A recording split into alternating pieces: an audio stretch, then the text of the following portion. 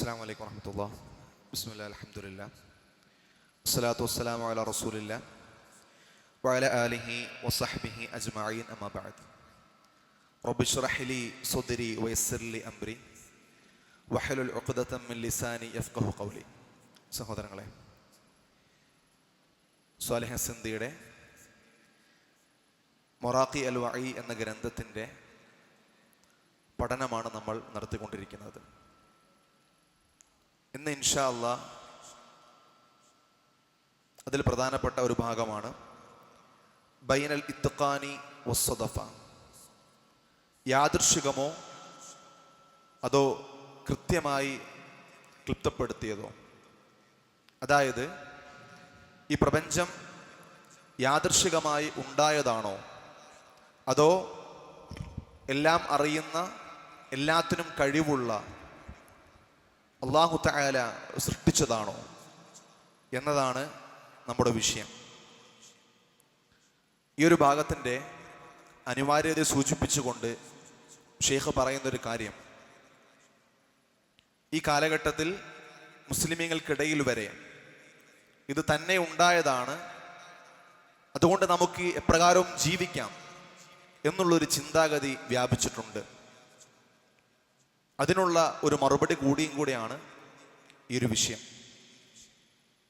ഷെയ്ഖ് ആമുഖമെന്നോണം 10 പോയിന്റുകളാണ് എന്താണ് യഥാർത്ഥത്തിൽ യാദൃശ്ചികത, യാദൃശ്ചികമായിട്ട് ഉണ്ടായി എന്നുള്ള ആ ഒരു വിഷയത്തെ സൂചിപ്പിച്ചുകൊണ്ട് പറയുന്നത്.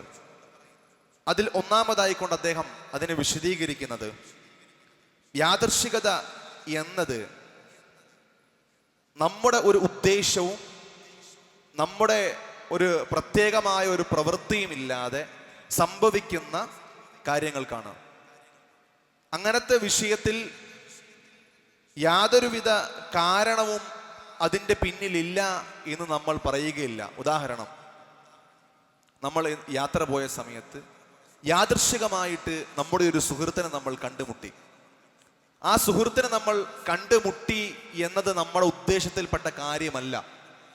പക്ഷേ ആ കണ്ടുമുട്ടലിൻ്റെ ഇടയിൽ ഞാൻ യാത്ര പുറപ്പെട്ടിട്ടുണ്ട്, വാഹനത്തിൽ കയറിയിട്ടുണ്ട്, എൻ്റെ സുഹൃത്തും അപ്രകാരം യാത്ര ചെയ്യാൻ വേണ്ടിയുള്ള ഉദ്ദേശത്തിൽ പുറപ്പെട്ടു, വാഹനത്തിൽ കയറി സഞ്ചരിച്ചു.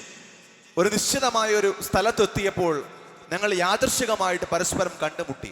അതൊരു യാദൃശ്ചികമെന്ന് പറയാനുള്ള കാരണം, അതിൽ നമ്മുടെ പ്രത്യേകമായ ഉദ്ദേശമോ ആ പ്രവൃത്തി കണ്ടുമുട്ടണം എന്നുള്ള കാര്യത്തെ ഉദ്ദേശിച്ചുകൊണ്ട് നമ്മുടെ ഭാഗത്തു നിന്നൊന്നും സംഭവിച്ചിട്ടില്ല എന്നതാണ്. പക്ഷേ അതിന് പിന്നിൽ നമ്മൾ കണ്ടുമുട്ടാനുള്ള കാരണങ്ങൾ സംഭവിച്ചു എന്നത് യാഥാർത്ഥ്യമാണ്. മാത്രമല്ല, രണ്ടാമത്തെ പോയിന്റായിക്കൊണ്ട് ഷെയ്ഖ് പറയുന്നത്, യഥാർത്ഥത്തിൽ യാദൃശ്ചികത എന്ന് പറയുന്ന ഒരു കാര്യം അല്ലെങ്കിൽ അതൊരു സംഭവമായിക്കൊണ്ട് ഈ പ്രപഞ്ചത്തിലില്ല. അത് കാര്യങ്ങൾ സംഭവിക്കുമ്പോൾ നമുക്ക് അനുഭവപ്പെടുന്നത് അത് യാദൃശ്ചികമായിട്ട് സംഭവിച്ചു എന്നതാണ്. പക്ഷേ ഇവിടുത്തെ നിഷേധികൾ പറയുന്നത് പോലെ യാതൊരുവിധ കാരണവുമില്ലാതെ, ഒന്നുമില്ലാതെ തന്നെ അങ്ങെല്ലാം ഉണ്ടായി എന്ന് പറയുന്ന രൂപത്തിലല്ല കാര്യം. അതിൻ്റെ പിന്നിൽ കാരണങ്ങൾ ഉണ്ട് എന്നതാണ് യഥാർത്ഥത്തിൽ ഷെയ്ഖ് ഇവിടെ സൂചിപ്പിക്കുന്നത്. മാത്രമല്ല, മൂന്നാമത്തെ പോയിന്റായിക്കൊണ്ട് അദ്ദേഹം പറയുന്നത്, ഒരു കാര്യം ഒരു കാരണവുമില്ലാതെ ഉണ്ടാവുക. ഉദാഹരണത്തിന് ഈ മൊബൈൽ ഫോൺ ഇവിടെ വന്നത് ഒരു കാര്യവുമില്ലാതെ തന്നെത്താനെ ഉണ്ടായതാണെന്ന് പറഞ്ഞാൽ നമ്മൾ ആരും വിശ്വസിക്കത്തില്ല. അതാണ് യാഥാർത്ഥ്യം. ഈ മൊബൈൽ ഇവിടെ വരുന്നതിന് അതിൻ്റെ പിന്നിൽ കാരണമുണ്ട്. അത് ഞാൻ എൻ്റെ നാട്ടിൽ നിന്ന് പുറപ്പെട്ടു, ഞാൻ ഇവിടെ വന്നു, ഇവിടെ കയറി നമസ്കരിച്ചതിന് ശേഷം ഈ കസേരയിൽ ഇരുന്നിട്ടാണ് ഈ മൊബൈൽ ഇവിടെ വെച്ചത്. അപ്പോൾ ഈ മൊബൈൽ ഇവിടെ ഇരിക്കുന്ന ഒരു വ്യക്തി പുറത്തുനിന്ന് കാണുന്നു, തന്നെത്താനെ ഉണ്ടായതാണ് എന്ന രൂപത്തിൽ ഒരിക്കലും അത് സംഭവ്യമല്ല. നമ്മുടെ ബുദ്ധി കൊണ്ട് ചിന്തിച്ചാൽ നമുക്കൊരിക്കലും ആ ഒരു കാര്യം സ്ഥിരീകരിച്ചെടുക്കുവാൻ കഴിയത്തില്ല. അതുകൊണ്ട് ഷെയ്ഖ് പറഞ്ഞൊരു പോയിന്റ്, നമ്മുടെ ബുദ്ധി കൊണ്ടൊരിക്കലും നമുക്ക് ഈ യാദൃശ്ചികമായി സംഭവിച്ചൊരു കാര്യം അതിൻ്റെ പിന്നിൽ ഒരുവിധ കാരണവും ഇല്ല എന്ന് പറയാൻ അസാധ്യമല്ല. നാലാമതായിക്കൊണ്ട് ഷെയ്ഖ് പറഞ്ഞ വിഷയം, പെട്ടെന്ന് യാദൃശ്ചികമായിട്ട് ഉണ്ടാവുന്നൊരു കാര്യം ഒരിക്കലും നിരന്തരമായി കൊണ്ട് സ്ഥിരമായി നടക്കുകയില്ല. ഉദാഹരണം, നമ്മൾ യാദൃശ്ചികമായിട്ട് എൻ്റെ ഒരു സുഹൃത്തിനെ ഞാൻ വഴിയിൽ വെച്ച് കണ്ടു. അത് എല്ലാ ദിവസവും എപ്പോഴും സംഭവിച്ചുകൊണ്ടിരിക്കുക. അല്ലെങ്കിൽ യാദൃശ്ചികമായിട്ട് എപ്പോഴെങ്കിലും സംഭവിച്ച് നമ്മളൊന്ന് വീണു, അല്ലെങ്കിൽ എന്തെങ്കിലും ഒരു കാര്യം നമുക്ക് കളഞ്ഞു കിട്ടി. സഞ്ചരിക്കുന്ന വഴിയിലിടയിൽ വെച്ച് ഒരു സ്വർണം നമുക്ക് കളഞ്ഞു കിട്ടി. അത് യാദൃശ്ചികമായിട്ട് നമ്മുടെ കയ്യിൽ കിട്ടിയതാണ്. അപ്പോൾ യാദൃശ്ചികമായി സംഭവിക്കുന്ന ഒരു വിഷയം ഒരിക്കലും നിരന്തരം സ്ഥിരമായിക്കൊണ്ട് അത് സംഭവിക്കുകയില്ല എന്നുള്ളതാണ്. പക്ഷേ ഇസ്ലാമിൻ്റെ ഈ വിഷയത്തെ നിഷേധിക്കുന്ന ആൾക്കാരുടെ വാദം എടുത്തു നോക്കിയാൽ, ഈ പ്രപഞ്ചം ഉണ്ടാകുന്നതിന് യഥാർത്ഥത്തിൽ നിരന്തരമായിട്ടുള്ള പ്രവർത്തനങ്ങൾ കൃത്യമായ രൂപത്തിൽ ക്ലിപ്തപ്പെടുത്തിയ രീതിയിൽ നടന്നാൽ മാത്രമേ അത് സംഭവിക്കുകയുള്ളൂ. പക്ഷേ യാദൃശ്ചികം എന്ന് പറയുന്ന ഒരു കാര്യം ഒരിക്കലും അപ്രകാരം സംഭവിക്കുന്ന കാര്യമല്ല എന്നാണ് ഷെയ്ഖ് ഇവിടെ വിശദീകരിക്കുന്നത്. മാത്രമല്ല, അഞ്ചാമതായിക്കൊണ്ട് അദ്ദേഹം പറയുന്ന വിഷയം, നമ്മുടെ ബുദ്ധി കൊണ്ട് നമ്മൾ ചിന്തിക്കുമ്പോൾ, അല്ലെങ്കിൽ നമ്മുടെ ഭാവനയിൽ നമ്മൾ ചിന്തിക്കുമ്പോൾ നടക്കുന്ന ഒരു കാര്യം അതൊരിക്കലും യാഥാർത്ഥ്യത്തിൽ നടക്കണമെന്നില്ല. നമുക്കിങ്ങനെ ചിന്തിക്കാം, എന്ത്, ആകാശത്ത് നിന്ന് കാറിൻ്റെ മഴ പെയ്യണം. ഞാനിങ്ങനെ മിനിയൂട്ടിയുടെ വഴിയിലൂടെ സഞ്ചരിച്ചപ്പോൾ പെട്ടെന്ന് ആകാശത്തു നിന്ന് ഒരു 10 കാറുകൾ വന്ന് വീണു എന്ന് നമ്മുടെ തല കൊണ്ട് നമുക്ക് ചിന്തിക്കാം, ഭാവനയിൽ നമുക്ക് ഉണ്ടാക്കിയെടുക്കാം. പക്ഷേ അത് യഥാർത്ഥത്തിൽ സംഭവിക്കുമോ? ഇല്ല. അപ്പോൾ യാഥാർത്ഥ്യത്തിൽ സംഭവിക്കുന്ന കാര്യവും നമ്മുടെ ചിന്തയിൽ നമ്മൾ ഉണ്ടാക്കിയെടുക്കുന്ന, മെനഞ്ഞുണ്ടാക്കുന്ന സംഭവം രണ്ടും രണ്ടാണ്. അതിൽ സംഭവിക്കുന്നതുമുണ്ട്, സംഭവിക്കാത്തതുമുണ്ട് എന്നതാണ്. അപ്പോൾ ഇവർ പറയുന്നത് പോലെ നമ്മുടെ ബുദ്ധി കൊണ്ട് ഇങ്ങനെ ഭാവന കൊണ്ട് ചിന്തിച്ച് ഇതെല്ലാം ഇങ്ങനെ യാദൃശ്ചികമായിട്ടുണ്ടായി എന്ന രൂപത്തിൽ നമുക്ക് ആക്കിയെടുക്കുവാൻ ഒരിക്കലും അസാധ്യമാണ്, സംഭവിക്കുകയില്ല. കാരണം ഭൗതികമായിട്ടുള്ള എന്തെങ്കിലും ഒരു കാര്യം നമ്മൾ എടുത്താൽ അതിങ്ങനെ ഇപ്രകാരം സംഭവിക്കണം എന്ന രൂപത്തിൽ നമ്മൾ വെച്ചാൽ അത് സംഭവിക്കുകയില്ല. നേരത്തെ പറഞ്ഞ ഉദാഹരണം, നടന്നു പോകുന്ന വഴിയിൽ ഒരു കാറിൻ്റെ മഴ പെയ്യണം എന്നുള്ളതുപോലെ അതിങ്ങനെ സംഭവിച്ചുകൊണ്ടിരിക്കുക, സംഭവിക്കത്തില്ല. അസാധ്യമായ ഒരു കാര്യമാണ്. അതെങ്ങനെ സംഭവിക്കും? മഴയല്ലേ പെയ്യേണ്ടത്? അപ്രകാരം തന്നെയാണ് പ്രപഞ്ചത്തിൻ്റെ എല്ലാ രീതിയിലുമുള്ള വിഷയങ്ങളുമെന്ന് അദ്ദേഹം സൂചിപ്പിക്കുന്നു. മാത്രമല്ല, ആറാമതായിക്കൊണ്ട് അദ്ദേഹം പറഞ്ഞ ഒരു ഉദാഹരണത്തിലൂടെ അദ്ദേഹം പറയുകയാണ്, നമ്മുടെ ഒരു സുഹൃത്ത്, അദ്ദേഹം ഒരു കല്ലെടുത്ത് നമ്മളെ കാണിച്ചു. ആ കല്ല് അദ്ദേഹം ഒരു അന്റാർട്ടിക്കൻ ഓഷ്യൻ്റെ അടുത്തോ, അല്ലെങ്കിൽ ഏതെങ്കിലും ഒരു മരുഭൂമിയിലോ, അല്ലെങ്കിൽ അദ്ദേഹത്തിൻ്റെ വീടിൻ്റെ ഏതെങ്കിലും മൂലയ്ക്ക് കൊണ്ടുപോയി കളഞ്ഞു. ആ കളഞ്ഞൊരു സാധനം കണ്ടെത്തുവാൻ വേണ്ടി ഇദ്ദേഹം പെട്ടെന്ന് സഞ്ചരിച്ചു. അദ്ദേഹം പോയി ഒരു ഐലൻഡിൽ എത്തിപ്പെട്ടു. ആ ഐലൻഡിൽ പോയി അദ്ദേഹം നോക്കുമ്പോൾ ഫസ്റ്റ് കാണുന്നത് ആ കല്ലാണ്. ആ കല്ല് അദ്ദേഹം എടുത്തു കാണിക്കുന്നു. അതൊരിക്കലും അസംഭവ്യമായ ഒരു കാര്യമാണ്. നമ്മൾ തലകൊണ്ട് ചിന്തിക്കുമ്പോൾ, അല്ലെങ്കിൽ യാഥാർത്ഥ്യത്തിൽ അത് സംഭവിക്കത്തില്ല. ഇപ്രകാരം പറഞ്ഞ ഒരു കഥ അതൊരിക്കലും സംഭവിക്കത്തില്ല. അതുകൊണ്ട് യാദൃശ്ചികമായിട്ട് കാര്യങ്ങൾ സംഭവിക്കുക എന്നതിന് ഒരുപാട് പരിമിതികളുണ്ട്. അതിൽപ്പെട്ട ഒരു പരിമിതിയാണ് നമ്മൾ നേരത്തെ സൂചിപ്പിച്ചത്, ആവർത്തിച്ച് സംഭവിക്കുക എന്നുള്ളത്. അതുമാത്രമല്ല, കൃത്യമായ ക്ലിപ്തപ്പെട്ട രൂപത്തിൽ ഒരു കാര്യം സംഭവിക്കുക എന്നതും യാദൃശ്ചികമായി സംഭവിക്കുന്ന കാര്യത്തിൽ ഒരിക്കലും അസാധ്യമായ കാര്യമാണ്.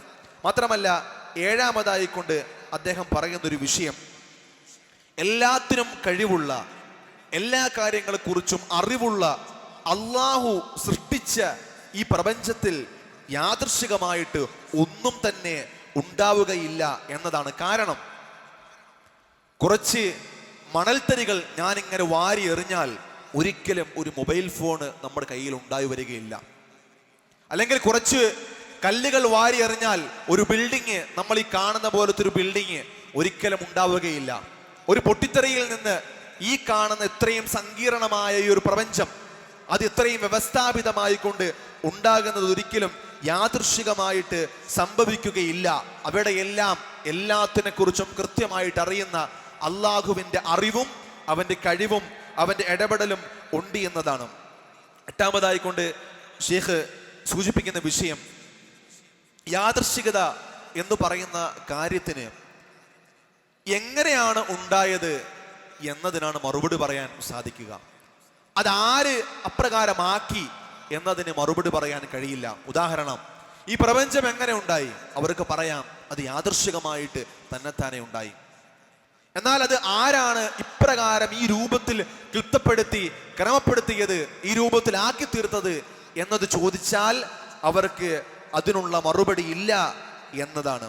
മാത്രമല്ല, 9-ാമതായിക്കൊണ്ട് അദ്ദേഹം സൂചിപ്പിക്കുന്ന വിഷയം, സംഭവിക്കുന്നതായിട്ടുള്ള കാരണങ്ങൾ കൊണ്ട് അല്ലെങ്കിൽ കൃത്യമായ കാരണങ്ങൾ കൊണ്ട് സംഭവിക്കുന്ന, വ്യവസ്ഥാപിതമായി കൊണ്ട് സംഭവിക്കുന്ന ഒരു കാര്യം ഒരിക്കലും യാദൃശ്ചികമായിട്ട് സംഭവിക്കത്തില്ല. ഉദാഹരണത്തിന്, എനിക്ക് വേങ്ങര വരെ പോകണം, വേങ്ങര വരെ എനിക്ക് ബൊലേറോ കാറിൽ പോകണം എന്നുണ്ടെങ്കിൽ ഞാൻ ചാവി എടുക്കണം, വണ്ടി സ്റ്റാർട്ടാക്കണം, അതിൻ്റെ ക്ലച്ചും ഗിയറും ഏത് രൂപത്തിലാണോ ഞാൻ ചെയ്യേണ്ടത് അപ്രകാരം ആക്കിക്കൊണ്ട് വാഹനം ഓടിച്ച് കൃത്യമായി ആ ഇറക്കത്തിലൂടെ പോയി ആ സ്ഥലത്തിലേക്ക് എത്തണം. ട്രാഫിക് ഒക്കെ ശ്രദ്ധിച്ചു പോകണം. അത്രയും ശ്രദ്ധയും അത്രയും പ്രവർത്തനവും വ്യവസ്ഥാപിതമായിട്ടുള്ള കാര്യങ്ങളും ഉണ്ടെങ്കിലേ ആ ഒരു വിഷയം സംഭവിക്കത്തുള്ളൂ.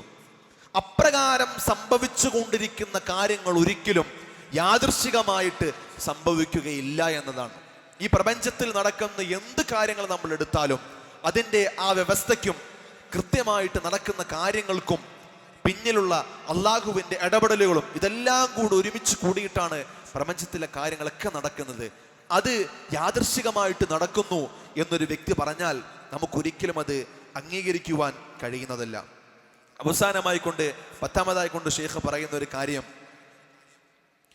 ഒരു ഉദ്ദേശത്തിൻ്റെയും ഒരു ശ്രദ്ധയുടെയും കയ്യൊപ്പോടുകൂടി നടക്കുന്നൊരു വിഷയം.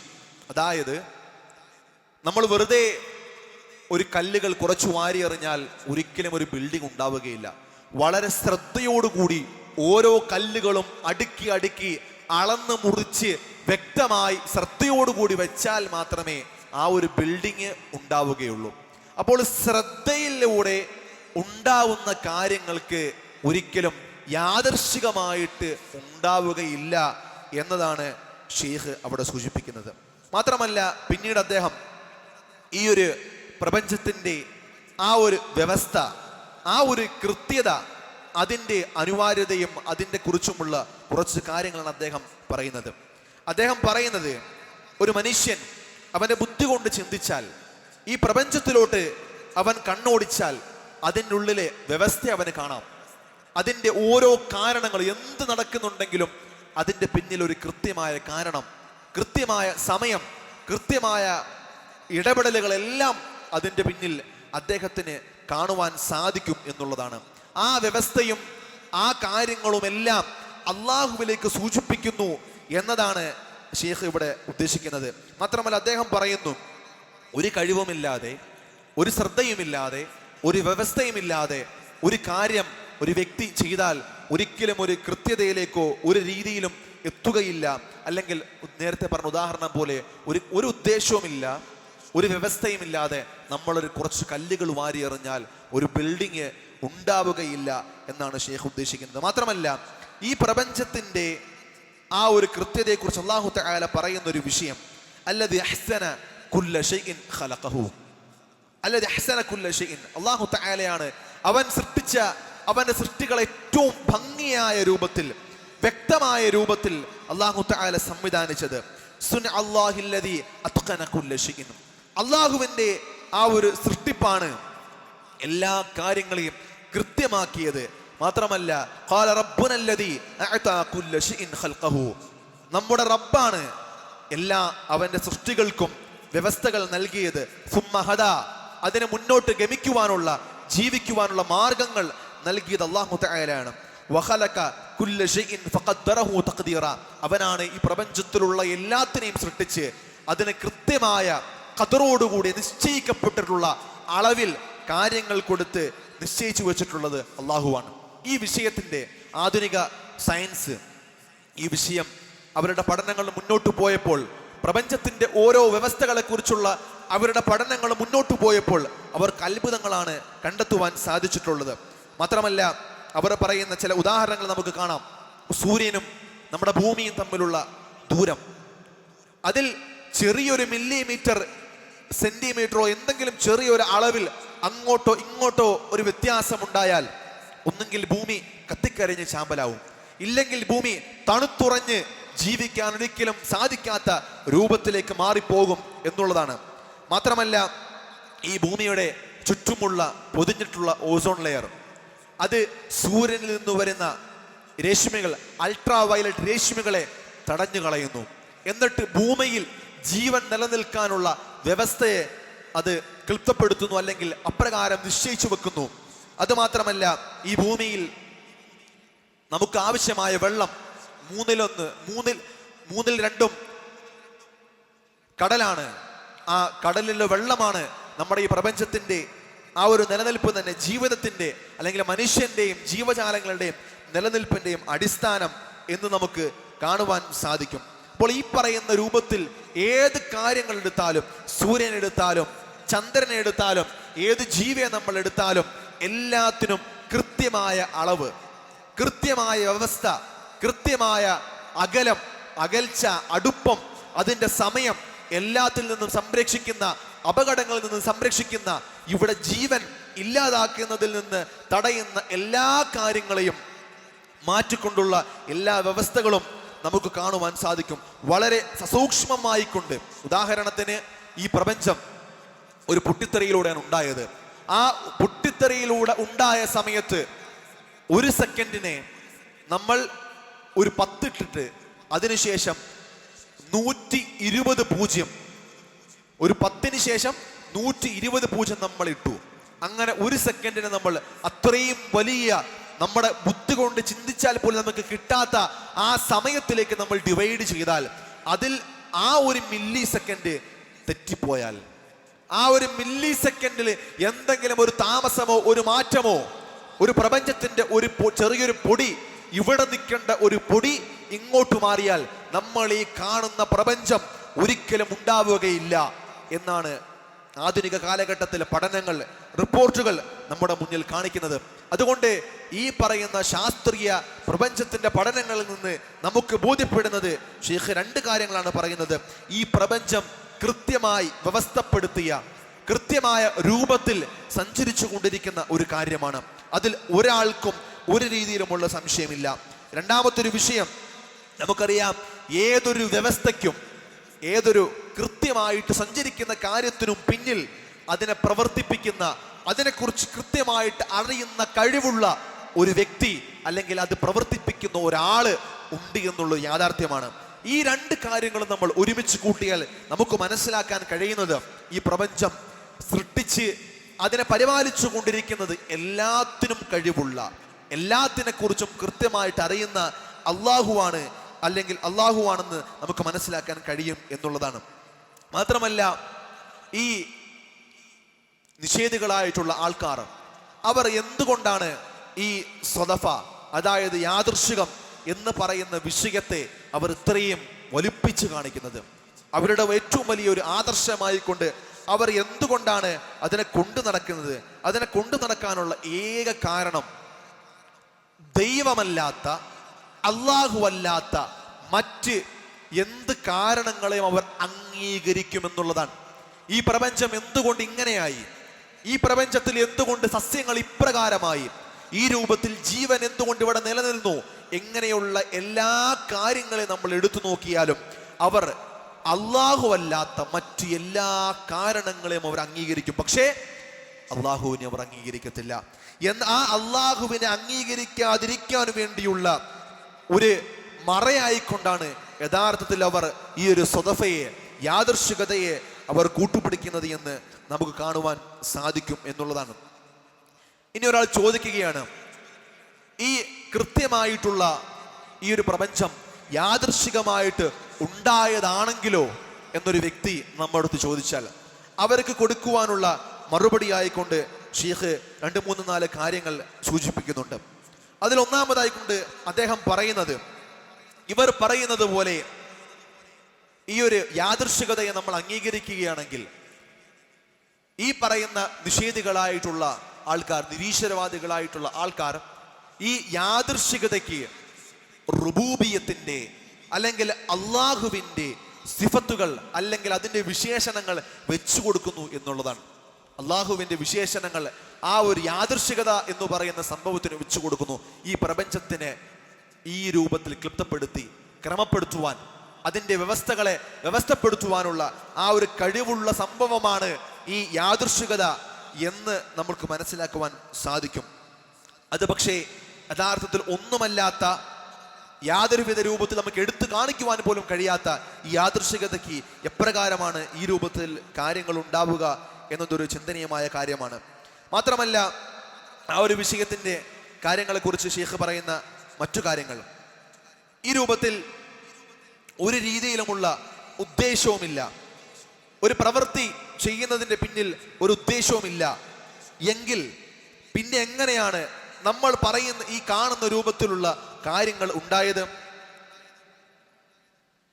ഉദാഹരണത്തിന്, നമ്മൾ യാദൃശ്ചികമായിട്ട് നമ്മുടെ ഒരു കൂട്ടുകാരനെ നമ്മൾ എന്ത് ചെയ്തു, നമ്മൾ വഴിയിൽ വെച്ച് കണ്ടു, അത് യാദൃശ്ചികമാണ്. പക്ഷേ നമ്മൾ കാണുന്നതിനും നമ്മൾ എൻ്റെ കൂട്ടുകാരനെ കാണുന്നതിനും കൂട്ടുകാരൻ എന്നെ കാണുന്നതിൻ്റെ പിന്നിൽ ഒരുപാട് കാര്യങ്ങൾ നടന്നിട്ടുണ്ട്. ആ കാര്യങ്ങൾ നടന്നിട്ടുണ്ട് എന്ന് നിഷേധിക്കാൻ ആർക്കും കഴിയില്ല. പക്ഷേ അത് നടന്നതോ യാദൃശ്ചികമാണ്. കാരണം നമ്മൾ ആ പ്രവൃത്തി സംഭവിച്ചതിൻ്റെ പിന്നിൽ നമുക്ക് ഉദ്ദേശമില്ല, നമുക്ക് കൃത്യമായിട്ടുള്ള ഒരു ഉദ്ദേശമില്ല. നമ്മുടെ ഉള്ളിൽ അങ്ങനെ ഒരു ഉദ്ദേശമില്ല എന്നതുകൊണ്ട് അത് യാദൃശ്ചികമായിട്ട് മാറി. പക്ഷേ അതിൻ്റെ പിന്നിൽ കാരണങ്ങളുണ്ടോ? കാരണങ്ങളുണ്ട്. മാത്രമല്ല, രണ്ടാമതായിക്കൊണ്ട് ഷെയ്ഖ് പറയുന്ന ഒരു പോയിന്റ്, ഒരു ഉദ്ദേശവും ഒരു പ്രവൃത്തി നടക്കുന്ന കാര്യത്തിൽ കൃത്യമായ ഒരു ഇടപെടലും അത് പരിപൂർണമായിട്ട് പൂർത്തീകരിക്കാനുള്ള ഒരു കഴിവും ആ ഒരു കാര്യത്തിൽ ഇല്ല എന്നത്, അത് സംഭവിക്കത്തില്ല എന്നാമത്തിൽ. ഉദാഹരണത്തിന്, കാഴ്ചയില്ലാത്തൊരു വ്യക്തി, ആ ഒരു വ്യക്തി എന്ത് ചെയ്യുകയാണ്? ഒരു ലക്ഷ്യത്തിലേക്ക് കല്ലെറിയുകയാണ്. ആ ലക്ഷ്യത്തിലേക്ക് ആ ഒരു വ്യക്തി കല്ലെറിയുമ്പോൾ ചിലപ്പം എന്ത് ചെയ്തേക്കാം? യാദൃശ്ചികമായിട്ട് അത് കൊണ്ടേക്കാം, യാദൃശ്ചികമായിട്ട് അത് കൊണ്ടേക്കാം. അപ്പൊ ഒരാൾ പറയാണ്, അയാൾ ഇങ്ങനെ കണ്ണു കാണാത്തൊരു വ്യക്തിയാണ്, കല്ലെറിഞ്ഞത് കൊണ്ട് അതുകൊണ്ട് ഈ പ്രപഞ്ചം ഒന്നുമില്ലായ്മയിൽ നിന്നുണ്ടാവും എന്ന് പറഞ്ഞാൽ തെറ്റാണ്. കാരണം ഈ കണ്ണു കാണാത്തൊരു വ്യക്തി ആ കല്ലെറിയുമ്പോൾ, ആ ലക്ഷ്യത്തിലേക്ക് അദ്ദേഹം കല്ലെറിയുമ്പോൾ അവിടെ പ്രവർത്തനം നടന്നിട്ടുണ്ട്. ആ പ്രവർത്തനം നടക്കുന്നതിന് പിന്നിൽ ഒരുപാട് കാര്യങ്ങൾ നടന്നിട്ടുണ്ട്. പക്ഷേ യാദൃശ്ചികമായിട്ട് അതെന്ത് ചെയ്തു? അത് ആ ലക്ഷ്യസ്ഥാനത്തിലേക്ക് എത്തി എന്നാണ് നമുക്ക് പറയുവാൻ സാധിക്കുക. അല്ലാതെ അതിൻ്റെ പിന്നിൽ ഒരു പ്രവർത്തനവുമില്ലാതെ, ഒരു കാരണവുമില്ലാതെ, ഒന്നുമില്ലായ്മയിൽ നിന്ന് അതങ്ങ് ഉണ്ടായി, അതങ്ങ് സംഭവിച്ചു എന്ന് നമുക്കൊരിക്കലും പറയാൻ കഴിയില്ല എന്നാണ് ഷെയ്ഖ് ഇവിടെ സൂചിപ്പിക്കുന്നത്. മാത്രമല്ല, അദ്ദേഹം അതിനോടൊപ്പം സൂചിപ്പിക്കുന്ന ഒരു വിഷയം, രണ്ട് സംഭവങ്ങൾ, ആ രണ്ട് സംഭവങ്ങൾ തമ്മിൽ നമുക്ക് നേരിട്ടൊരു ബന്ധം കാണാൻ സാധിക്കത്തില്ല, നേരിട്ടൊരു ബന്ധം നമുക്ക് കാണാൻ സാധിക്കത്തില്ല. പക്ഷേ അത് യാദൃശ്ചികമായിട്ട് സംഭവിച്ചതായിരിക്കും. ഉദാഹരണം, നമ്മൾ ഈ മിനിയൂട്ടിയിലൂടെ ഇങ്ങനെ കാറിലൂടെ പോകുമ്പോൾ പെട്ടെന്ന് ഒരു കല്ല് വന്ന് ആ വാഹനത്തിന് മുകളിൽ വീണു. കല്ല് വന്ന് വീണു എന്നതും നമ്മുടെ വാഹനം സഞ്ചരിച്ചു എന്നതും രണ്ട് സംഭവങ്ങളാണ്. ആ രണ്ട് സംഭവങ്ങൾ യാദൃശ്ചികമായിട്ടാണ് ഒരു സമയത്തുണ്ടായത്. ആ യാദൃശ്ചികം, അപ്പോൾ നമ്മൾ അതിനെ നമ്മൾ എന്ത് ചെയ്യുന്നു? യാദൃശ്ചികമായിട്ട് സംഭവിച്ചു എന്ന് നമ്മൾ അതിനെ പറയുന്നു. പക്ഷേ അതിൻ്റെ പിന്നിൽ കാരണങ്ങളൊന്നുമില്ല, അല്ലെങ്കിൽ അത് വാഹനം ഓടിച്ചവിടെ ചെന്നതിനും ആ കല്ല് അവിടെ നിന്ന് ഇളകി വീണതിനും യാതൊരുവിധ കാരണവുമില്ല എന്ന് നമുക്കൊരിക്കലും പറയുവാൻ സാധ്യമല്ല എന്നതാണ്. അപ്പൊ അതുകൊണ്ട് ഒന്നുമില്ലായ്മയിൽ നിന്ന് ഒരു കാര്യം ഉണ്ടാവുന്നു, ആ കാര്യത്തിന് നമുക്ക് യാദൃശ്ചികമായിട്ട് സംഭവിച്ചു എന്ന് പറയാൻ പാടില്ല. അത് അസാധ്യമാണ്, അതൊരിക്കലും നമ്മുടെ ബുദ്ധിക്ക് യോജിച്ച ഒരു വിഷയമല്ല എന്ന് നമുക്ക് മനസ്സിലാക്കാൻ സാധിക്കുമെന്നുള്ളതാണ്. മാത്രമല്ല, തുടർന്നുകൊണ്ട് ഇതിൻ്റെ മണ്ടത്തരത്തിനെ കുറിച്ച്, അല്ലെങ്കിൽ യാദൃശ്ചികത എന്ന് പറയുന്ന ആ ഒരു വിഷയത്തിൻ്റെ പോരായ്മയെക്കുറിച്ച് ഷെയ്ഖ് പറയുന്ന മറ്റൊരു വിഷയം, യാദൃശ്ചികമായിട്ടൊരു കാര്യം സംഭവിക്കുക എന്നതും കൃത്യമായ ലക്ഷ്യത്തോടുകൂടി വ്യവസ്ഥയോടുകൂടി ഒരു കാര്യം സംഭവിക്കുക എന്നതും രണ്ടും വൈരുദ്ധ്യമായ കാര്യങ്ങളാണ്. ഒരിക്കലും ഈ വൈരുദ്ധ്യമായ കാര്യങ്ങൾ ഒരേപോലെ ആവുകയില്ല. കാരണം യാദൃശ്ചികമായിട്ടൊരു കാര്യം സംഭവിച്ചതുകൊണ്ട് അതൊരു വ്യവസ്ഥയായിട്ട് മാറാൻ ഒരിക്കലും സാധ്യമല്ല എന്നതാണ്. രണ്ടാമതായിക്കൊണ്ട് ഷെയ്ഖ് പറയുന്ന ഒരു പോയിന്റ്, ജനങ്ങൾ അസാധ്യമായ ഒരിക്കലും സംഭവിക്കാത്ത കാര്യങ്ങൾ, അസാധ്യമായ ഒരിക്കലും സംഭവിക്കാത്ത കാര്യങ്ങൾ അവർ പറയുന്നു അത് യാദൃശ്ചികമായിട്ട് സംഭവിച്ചു എന്ന്, യാദൃശ്ചികമായിട്ട് സംഭവിച്ചു എന്ന്. പക്ഷേ എന്നാൽ അതിന് കൃത്യമായി സംഭവിക്കാൻ, ഉദാഹരണത്തിന് ഈ മൊബൈൽ ഇവിടെ വന്നത് യാദൃശ്ചികമായിട്ടെന്ന് പറഞ്ഞാൽ നമ്മളാരും വിശ്വസിക്കത്തില്ല. നമ്മൾ പറയും അത് ഒരാൾ കൊണ്ടുവച്ചതാണ്. ഈ മൊബൈൽ ഇവിടെ ഇരിക്കുന്നെങ്കിൽ നമുക്ക് പറയാം ഇതിന്റെ പിന്നിൽ ഒരു ഫാക്ടറി ഉണ്ട്, അത് കണ്ടുപിടിച്ചൊരു വ്യക്തിയുണ്ട് എന്ന് നമുക്ക് പറയാൻ സാധിക്കും. പക്ഷേ ഈ പ്രപഞ്ചം തന്നെ യാദൃശ്ചികമായിട്ടുണ്ടായതാണ്, ഈ വ്യവസ്ഥയെല്ലാം യാദൃശ്ചികമായിട്ടുണ്ടായതാണെന്ന് പറയുമ്പോൾ അത് നമ്മൾ എന്ത് ചെയ്യുന്നു? നമ്മൾ വിശ്വസിക്കുന്നു, അത് ബുദ്ധി കൊണ്ട് നമ്മൾ അംഗീകരിക്കുന്നു. അപ്പോൾ ആ രണ്ട് വൈരുദ്ധ്യങ്ങളാണ് യഥാർത്ഥത്തിൽ ഇവിടെ സംഭവിക്കുന്നത് എന്ന് ഷെയ്ഖ് സൂചിപ്പിക്കുകയാണ്. മാത്രമല്ല, ഈ ആധുനിക കാലഘട്ടത്തിലെ ഈ നിരീശ്വരവാദികളായിട്ടുള്ള ആൾക്കാർ അവർ ഈ യാഥാർത്ഥ്യ ബോധത്തിനെ നിഷേധിച്ചുകൊണ്ട് പറയുമ്പോൾ അവരിൽ ഉണ്ടാകുന്ന ഈ ഒരു പ്രശ്നം അത് വലിയ ഗുരുതരമാണ്. നമ്മുടെ ബുദ്ധിയെ മറപ്പിച്ചുകൊണ്ടാണ്, നമ്മുടെ യാഥാർത്ഥ്യ ബോധ്യത്തിനെ ഇല്ലാതാക്കിക്കൊണ്ടാണ് അത് സംഭവിക്കുന്നത് എന്ന് നമ്മൾ മനസ്സിലാക്കണം. മാത്രമല്ല, ഒരു കാര്യം ഉണ്ടാവണമെങ്കിൽ, നമ്മുടെ പ്രപഞ്ചത്തിൽ ഒരു കാര്യം ഉണ്ടാവണമെങ്കിൽ അതിന് കൃത്യമായ ഒരു സമയം വേണം. എന്ത് ഉണ്ടാവണമെങ്കിലും കൃത്യമായ ഒരു സമയം വേണം. ഒരു കൃത്യമായ സമയത്തിൽ ഒരുപാട് കാര്യങ്ങൾ ഒരേപോലെ ഒരുമിച്ച് അതിൻ്റെ കൂടെ കൂടണം എന്നുള്ളത് വലിയൊരു യാഥാർത്ഥ്യമാണ്. അതിൻ്റെ ആ കാര്യം നമ്മൾ ശരിക്കും എടുത്തു നോക്കിയേ. ഉദാഹരണത്തിന്, ഈ പ്രപഞ്ചത്തിൽ ജീവൻ നിലനിൽക്കണമെങ്കിൽ ഭൂമിക്ക് ജീവൻ നിലനിർത്താനുള്ള സാഹചര്യം ഉണ്ടാവണം. ഭൂമിക്ക് ജീവൻ നിലനിർത്താനുള്ള സാഹചര്യം ഉണ്ടാവണമെങ്കിൽ ഈ മിൽക്കി വേ എന്ന ഗാലക്സിയിൽ ഭൂമിക്ക് നിലനിൽക്കാനുള്ള, ജീവൻ നിലനിർത്താനുള്ള സാഹചര്യം ഉണ്ടാവണം. അങ്ങനെ ഈ പ്രപഞ്ചം മുഴുവനും ഭൂമിയിലെ ഒരു മനുഷ്യന് ജീവിക്കാൻ വേണ്ടിയുള്ള സാഹചര്യത്തിലേക്ക് മാറാതെ ഒരു മനുഷ്യനിവിടെ ഒരിക്കലും ജീവനോടുകൂടി നിൽക്കുവാൻ കഴിയില്ല എന്നതൊരു യാഥാർത്ഥ്യമാണ്.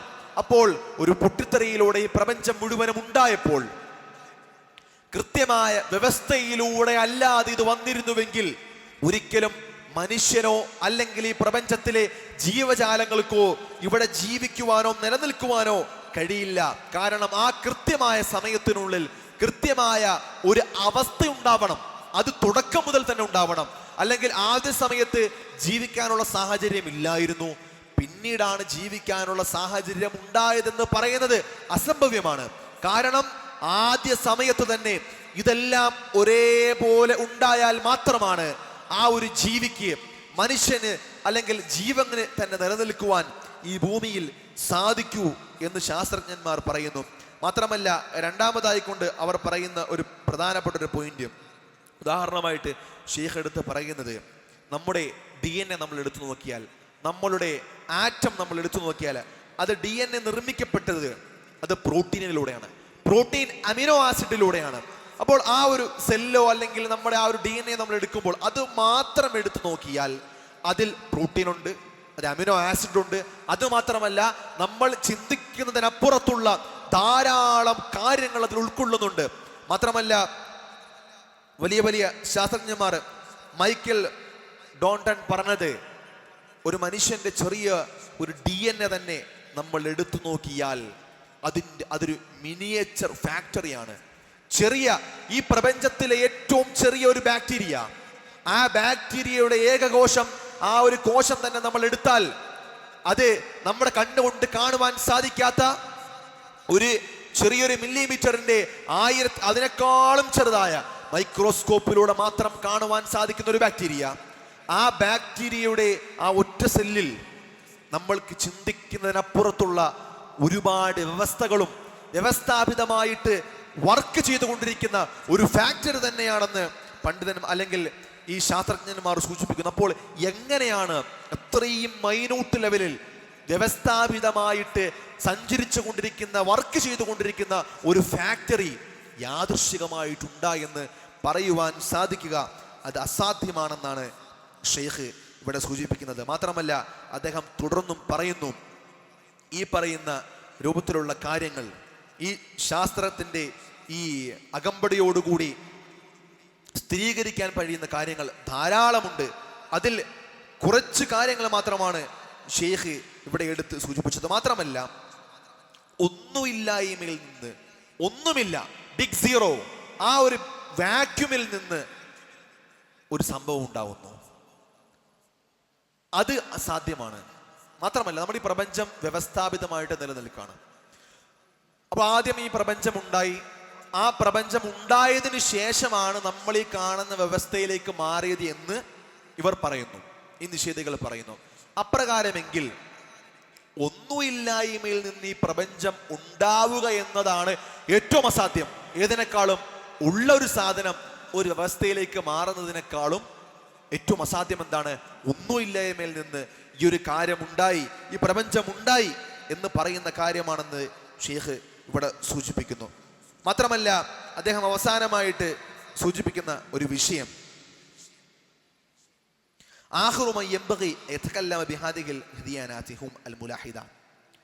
ഈ വിഷയം, ഈ പ്രപഞ്ചം ഇങ്ങനെ യാദൃശികമായിട്ടുണ്ടായതാണ് എന്ന് ആദ്യമായിക്കൊണ്ട് പറഞ്ഞത് മെറ്റീരിയലിസ്റ്റിക് എത്തീസ്റ്റുകളാണ്. ഈ പ്രപഞ്ചത്തിന്റെ പ്രാപഞ്ചിക എത്തീസ്റ്റ്, അല്ലെങ്കിൽ എന്താ പറയാ, മെറ്റീരിയലിസ്റ്റിക് എത്തീസ്റ്റ്. ഈ പ്രപഞ്ചത്തിന്റെ വസ്തുക്കളോട്, അല്ലെങ്കിൽ വസ്തുക്കളെ നേരിട്ട് കണ്ട് എക്സ്പെരിമെന്റ് ചെയ്ത് ബോധ്യപ്പെട്ടത് മാത്രമേ ഞങ്ങൾ അംഗീകരിക്കത്തുള്ളൂ എന്ന് പറയുന്ന ആൾക്കാരാണ്, എന്ന് പറയുന്ന എത്തീസ്റ്റുകളാണ് യഥാർത്ഥത്തിൽ ഈ വിഷയത്തെ പൊക്കിപ്പിടിച്ചുകൊണ്ട് നടക്കുന്നത്. പക്ഷേ അവരോട് നമുക്ക് ചോദിക്കാൻ കഴിയും, നിങ്ങൾക്ക് ഈ ഒരു കാര്യം നിങ്ങൾക്ക് സാധിച്ചെടുക്കാൻ കഴിയുമോ? എന്താണ്? ഈ പ്രപഞ്ചം ഒന്നുമില്ലായ്മയിൽ നിന്ന് എങ്ങനെ ഈ രൂപത്തിലേക്ക് മാറി എന്നത് നിങ്ങൾക്ക് ഏതെങ്കിലും ഒരു ലബോറട്ടറിയിൽ നിങ്ങൾക്ക് പരീക്ഷണങ്ങൾ നടത്തി കൊണ്ടുവരാൻ സാധിക്കുമോ? എപ്രകാരമാണ് നമ്മുടെ കണ്ണുകൾ ഈ രൂപത്തിലായിത്തീരുന്നത് എന്ന് നിങ്ങൾക്കൊരു ലബോറട്ടറിയിൽ നിങ്ങൾക്ക് നിരീക്ഷണങ്ങൾ ചെയ്ത് ഉണ്ടാക്കിയെടുത്ത് കാണിക്കുവാൻ സാധിക്കുമോ? മാത്രമല്ല, അദ്ദേഹം ചോദിക്കുകയാണ്, വെറും ഒന്നുമില്ലായ്മയിൽ നിന്ന് ഈ ഒരു മൊബൈലിനെ നിങ്ങൾക്ക് ഉണ്ടാക്കിയെടുക്കുവാൻ സാധിക്കുമോ? മാത്രമല്ല, അദ്ദേഹം അവസാനം പറയുകയാണ്, ഇതൊന്നും നമുക്ക് സംസാരിക്കേണ്ട, ഏറ്റവും അവസാനമായിട്ട് ഈ ഒറ്റ കാര്യം, ഈ കാണുന്ന മലരാരൻ, അതായത് ഡെസേർട്ടിൽ, ഒരു മരുഭൂമിയിൽ കാണുന്ന ഒരൊറ്റ പാമ്പ്, ആ ഒരു പാമ്പ് ആ മരുഭൂമിയിൽ ഒന്നുമില്ലായ്മയിൽ നിന്ന് എങ്ങനെ ഉണ്ടായി എന്ന് നിങ്ങൾക്കത് തെളിയിക്കുവാൻ സാധിക്കുമോ എന്ന് ഷെയ്ഖ് അവിടെ അവരോട് ചോദ്യം ചോദിക്കുകയാണ്. ഇപ്രകാരമുള്ള ചോദ്യങ്ങളോട് ഈ ഒരൊറ്റ ചോദ്യം ചോദിച്ചിട്ടാണ് ഷെയ്ഖ് ഈ ഒരു അധ്യായം അവസാനിപ്പിക്കുന്നത്. അപ്പോൾ നമുക്ക് ചുരുക്കി ഈ വിഷയത്തിൽ നമുക്ക് മനസ്സിലാക്കുവാൻ കഴിയുന്നത്, ഇത്രയും വ്യവസ്ഥാപിതമായി കൊണ്ട് കൃത്യമായ ലക്ഷ്യത്തോടു കൂടിയും അറിവോടുകൂടി നിർമ്മിക്കപ്പെട്ട, സഞ്ചരിച്ചു കൊണ്ടിരിക്കുന്ന, നടന്നുകൊണ്ടിരിക്കുന്ന ഈ ഒരു വ്യവസ്ഥ, ഈ പ്രപഞ്ചമാകുന്ന ഒരു വ്യവസ്ഥ, അത് സ്ഥിരം നടന്നുകൊണ്ടേയിരിക്കുകയാണ്. ആ ഒരു കാര്യം ഒരിക്കലും യാദൃശ്ചികതയിൽ നിന്നോ ഒന്നുമില്ലായ്മയിൽ നിന്നോ ഒരിക്കലും ഉണ്ടാവുന്നതല്ല. അതിനെന്താണ് തെളിവ്? വളരെ ചുരുക്കി പറഞ്ഞാൽ, ഈ പ്രപഞ്ചത്തിന്റെ ഉള്ളിലുള്ള വളരെ നിസ്സാരമായ ഒരു മൊബൈൽ പോലും തന്നെത്താനെ ഉണ്ടായതാണ്. ഉദാഹരണത്തിന്, നമ്മുടെ ഈ പള്ളിയിലുള്ള ഈ ഒരു മുസ്ഹഫ് ഇവിടെ വന്നത് തന്നെത്താനെ അത് ഉണ്ടായി വന്നതാണ് എന്ന് പറഞ്ഞാൽ നമ്മൾ ആരും വിശ്വസിക്കത്തില്ല. ഒരു പ്രപഞ്ചത്തിന്റെ ഉള്ളിലുള്ള ഒന്നുമല്ലാത്ത ഒരു മുസ്ഹഫ് പോലും, അല്ലെങ്കിൽ ഒരു ബുക്ക് പോലും, ഒരു മൊബൈൽ പോലും എടുത്തു കാണിക്കാൻ പോലും ഇല്ലാത്ത ഒരു മുട്ടുസൂചിയുടെ അളവ്, അല്ലെങ്കിൽ ഈ പ്രപഞ്ചത്തിനെ വെച്ച് നോക്കുമ്പോൾ ഒരു മുട്ടുസൂചി പോലും ഇല്ലാത്ത, അളവില്ലാത്ത ഒരു സാധനം തന്നെത്താനെ ഉണ്ടായി എന്ന് വിശ്വസിക്കാത്ത ആൾക്കാർക്ക് എങ്ങനെയാണ് ഈ പ്രപഞ്ചം തന്നെത്താനെ ഉണ്ടായതാണെന്ന് പറയുവാൻ സാധിക്കുക എന്നതാണ് ഷെയ്ഖ് അവസാനം ആറ്റിക്കറക്കിക്കൊണ്ട് ചോദിക്കുന്നത്. അവസാനം ചോദിച്ചു വെക്കുന്നത് ഈ ഒരു ചോദ്യമാണ്. അതുകൊണ്ട് നമ്മളും ഈ ഒരു ചോദ്യത്തിന്റെ വിഷയത്തിൽ നമ്മൾ ചിന്തിക്കുക, കാര്യങ്ങൾ കൃത്യമായിട്ട് മനസ്സിലാക്കുവാനുള്ള ഒരു പരിശ്രമം നമ്മൾ നടത്തുക. അത് നടത്തുമ്പോൾ നമുക്കെല്ലാവർക്കും മനസ്സിലാകും ഈ പ്രപഞ്ചം ഒരിക്കലും യാദൃശ്ചികമായിട്ടുണ്ടാവുന്നതല്ല. അതിൻ്റെ പിന്നിൽ കൃത്യമായ അറിവുള്ള, കഴിവുള്ള, ഉദ്ദേശമുള്ള, ലക്ഷ്യമുള്ള ഒരു പ്രപഞ്ച സൃഷ്ടാവിൻ്റെ ഇടപെടൽ ഉണ്ടായിട്ടുണ്ട് എന്ന് നമുക്ക് മനസ്സിലാക്കും. അല്ലാഹു തആല കാര്യങ്ങളെ കൃത്യമായിട്ട് മനസ്സിലാക്കി ജീവിതത്തിൽ പകർത്തുവാനും മറ്റുള്ളവർക്ക് അത് എത്തിച്ചു കൊടുക്കുവാനുമുള്ള തൗഫീഖ് നൽകി അനുഗ്രഹിക്കുമാറാകട്ടെ. വാഖിറു ദഅ്വാനാ അനിൽ ഹംദുലില്ലാഹി റബ്ബിൽ ആലമീൻ. അസ്സലാമു അലൈക്കും വറഹ്മത്തുള്ളാഹി വബറകാതുഹു.